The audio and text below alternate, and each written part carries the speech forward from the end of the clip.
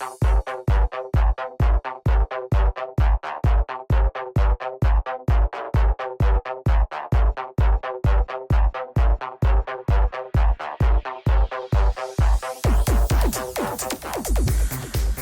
social and webosphere. We're here today basically announcing a couple things, but really talking to journey and storytelling, which I think is always really, really fun.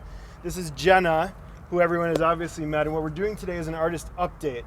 Jenna started with us now 6 months ago, and we're going to talk to kind of the things that she's learned, grown, and built herself through those 6 months, going through her orientation program as a stylist. Mm-hmm. So, with that being said, first, congratulations, Jenna. Thank you. Absolutely. What I'm really, really curious to, as an artist, if you had to say the biggest thing that's changed about you, what would you say that is going through orientation? I guess as an artist, I would say my technique towards doing something.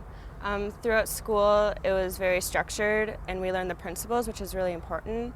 But then seeing you and Jess doing things a little bit differently just opened my eyes, and then I tried it. I'm like, oh my god, it looks so beautiful. Right. Yeah.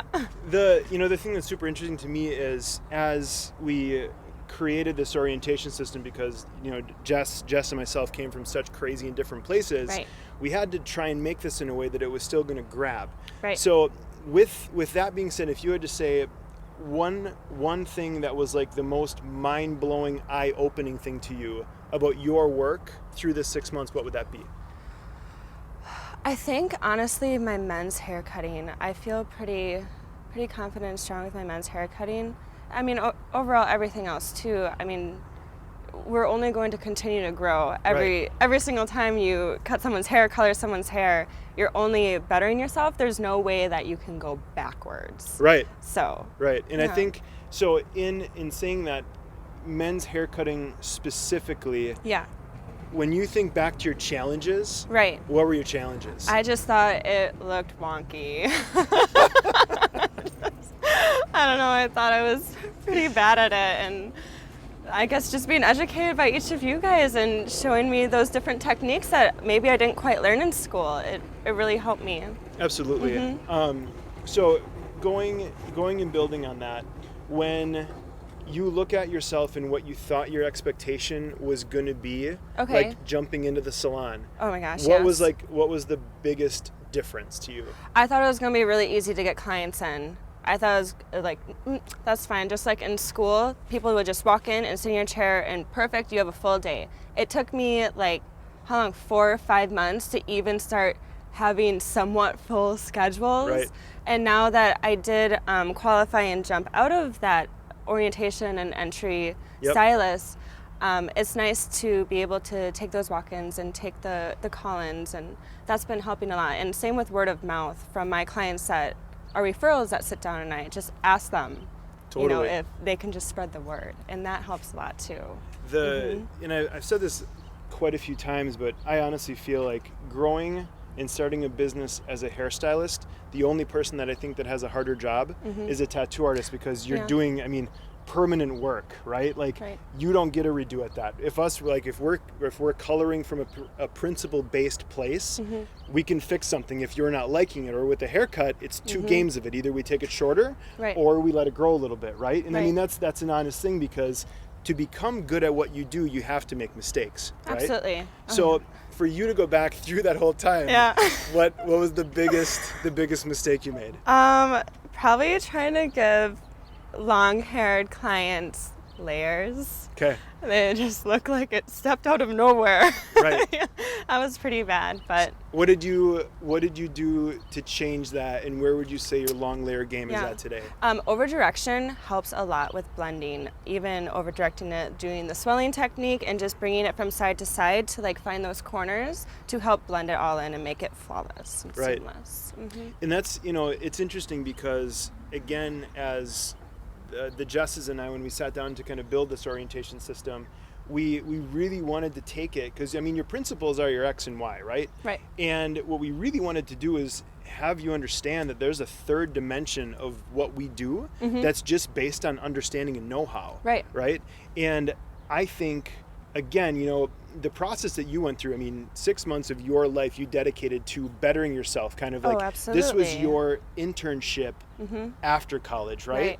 And I really feel that when you challenge yourself seriously in that space, I mean, you're putting out work that when I look at some people, I'm like, she should be doing hair for 3 years. Like that's the kind of work that you're putting out. Yeah, but I mean, you got there though because you were focused, right? So going into that place, and talking specifically, so for you, those of you out in like land of not understanding what we're talking about by qualifying, basically because in our vision of it, we can teach you to be a great hairdresser, but if you don't understand how to say like, hey, if your friends struggle, I want to work with your friends that don't have great hair, that's a marketing technique, right? And a lot of it is based on building and hitting your goals, because goal setting in life, no matter what you do, is so important. So to give you a little bit of an idea, when I say qualify, I mean meeting goals. When you look at that, what was the hardest goal in the thing that you're like, there's no way I'm ever going to hit that? Oh man, probably, it was kind of hard to get in referrals, getting in like brand new people, especially when I went through all my friends and all my family. Yeah, definitely. I was like, you gotta come to me. Where do I go from here? Yeah. But it was good. I feel like I'm pretty outgoing, so it's easy for me to connect with my friends' friends and just to kind of talk them up about their hair, and even just to get in for like a deep conditioning treatment, or just let me trim your edges, or right. And you know, the like thing that I think is so cool is understanding that to get a real referral, that's not friends or family or people that you can be like, hey, you have to come in, right? Like, to do that, you have to be doing good work. Yeah, absolutely. Because no one's going to be like, hey, I went to that restaurant, that new one, my steak sucked, and you really should go there, though. It's fantastic. But the food was absolutely piss poor. Like, that doesn't happen. Goodness, no. So you have to be putting out good work. And you're doing that. And I will say it's super cool to have watched you jump through this so fast. I really... you beat, I think, a lot of expectations that were put onto it. So kudos to that. That being said, if, you know, looking back, because what we do is really creative, and I think it's super easy on, like, you might make one mistake out of 100, but you really focus on that. If you had to give, like, at this stage of it, yourself 6 months ago advice, what would that be? So, like, when you barely were first just starting.